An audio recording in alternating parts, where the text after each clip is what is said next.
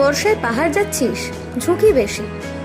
ভালোবাসার জন্য যদি এইটুকু ঝুঁকি নিতে নাই পারলে তাহলে কিসের ভালোবাসা। তাই আমিও চলে গেছিলাম বর্ষায় ঋষিকেশ। হাই এভরিওয়ান, আমি Rumki and welcome you all to my life.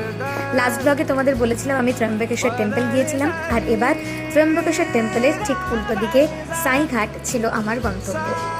এত সুন্দর এই জায়গাটা, যারা বলে বর্ষায় পাহাড় যেও না তাদেরকে বলবো একবার প্লিজ বর্ষায় ঋষিকেশ ঘুরে এসো। ঘন্টার পর ঘন্টা যে এমনি কখন কেটে যাবে বুঝতেই পারবে না।